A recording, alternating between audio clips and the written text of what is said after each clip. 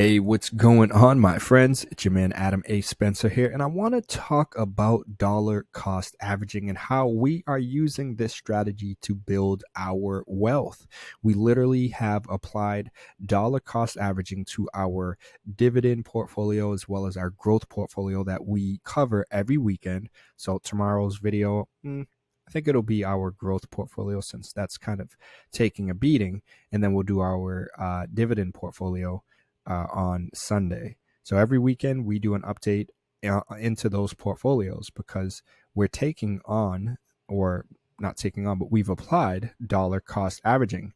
And this is one of the easiest techniques to boost your returns without taking on extra risk. And it's a great way to practice buy and hold investing.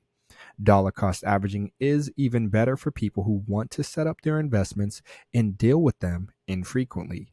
It's one of the most powerful and easy investment strategies, and it is great for individual investors like those of you who are watching this video. Dollar cost averaging, what exactly is it? Well, dollar cost averaging is the practice of putting a fixed amount of money into an investment on a regular basis, typically monthly or even bi-weekly. If you have a 401k retirement account, you're already practicing dollar cost averaging by adding to your investments with each paycheck. So this is saying typically it's monthly or even bi-weekly. In our case, we're actually doing it on a weekly basis. But by doing this over time, you're spreading out buy points and avoiding the practice of timing the market. Timing the market means dumping in all of your money at one time, and it can be a dangerous practice if you end up investing when a stock hits its high point, risking a huge loss if the stock falls from there. With dollar cost averaging, you'll be buying over time and averaging your purchase prices. Dollar cost averaging makes a volatile market work to your benefit. By adding money regularly, you're going to buy at times when the market is lower, therefore lowering your average purchase price and actually acquiring more shares. When the market moves higher, your regular contribution will buy fewer shares, but you'll already have shares from prior purchases, so you'll still gain and won't completely miss out. Plus, dollar cost averaging can offer other benefits. People become fearful when stocks fall, and so to avoid more short-term losses, you stop buying stocks when they get cheap. By setting up a regular buying plan when the markets and you are calm, you'll avoid this psychological bias and take advantage of falling stock prices when everyone else becomes scared. You can pile up even more shares if you reinvest your dividends too. My friends, you hear that? Exactly what we're doing with our dividend portfolio, which also applies the principle of dollar cost averaging to those quarterly dividend payouts. You'll turn your cash dividends into more shares of stock over time, and you won't have to do a thing once you set the program up. Slowly, you'll start earning dividends on your dividends. It only takes a little bit of time up front to set up a reinvestment plan. Then you put it on autopilot and let your broker handle everything else. And that's great for individual investors who want to spend as little time as possible dealing with their investments. And they have an example right here of dollar cost averaging. Imagine an employee who earns $3,000 each month and contributes 10% of that to their 401k plan, choosing to invest in an S&P 500 index fund. Because the price of the fund moves around, the number of shares purchased isn't always the same, but each month, $300 is invested. And the table shows this example over a 10-month period. You always see, again, in the contribution column over here, $300, but the price of the fund is going to fluctuate. Sometimes it'll be $100, sometimes it's less, sometimes it's a little more. It always changes. The shares that they bought, that total amount will change as well, but ultimately you're always going to see their shares held increase and the total value increase as long as they continue to buy shares every time they get their check every month. They have that contribution there. And so you can see that the value of the employees' investments went up 8.4% on their $3,000 in total contributions, despite the fund only increasing 5% over the period. And that's because the employee was able to buy a greater number of shares when the price was lower, taking advantage of the market volatility. And this is what I try to get some people to understand. Like, there's no games with trying to time it with us taking this approach to investing. Having it be a small amount that we contribute every week allows us to benefit from these incredibly low prices that we've been witnessing and experiencing with the market right now.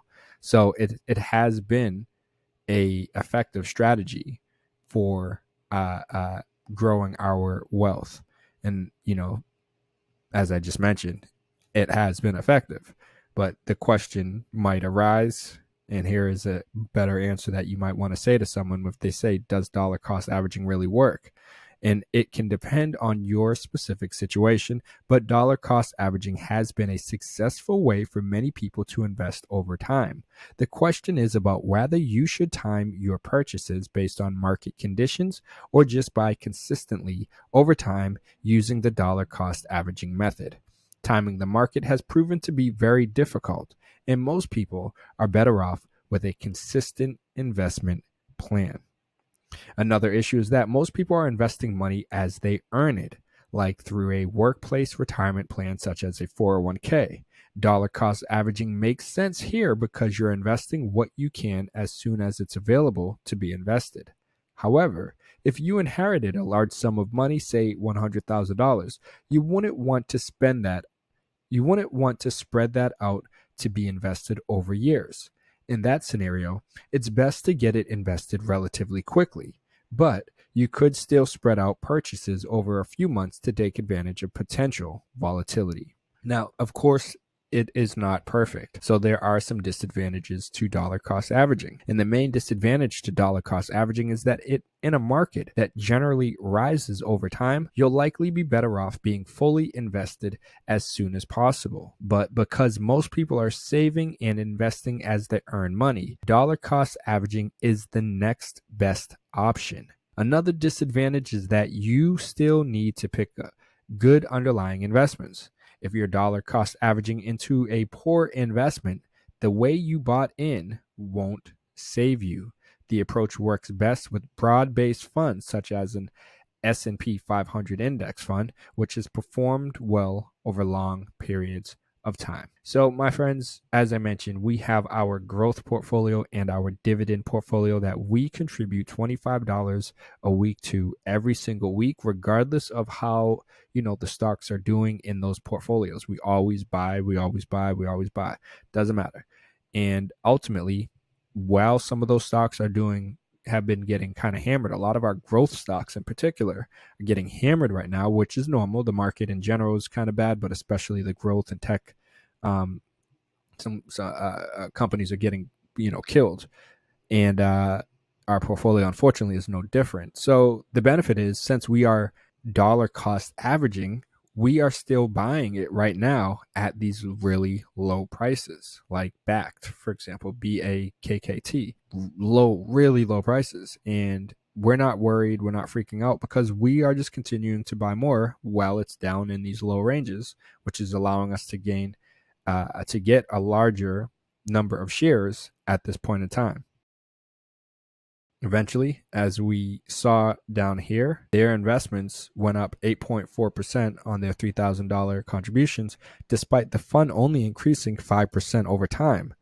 And like I said, it's because the employee was able to buy a greater number of shares when the price was lower, taking advantage of the market volatility.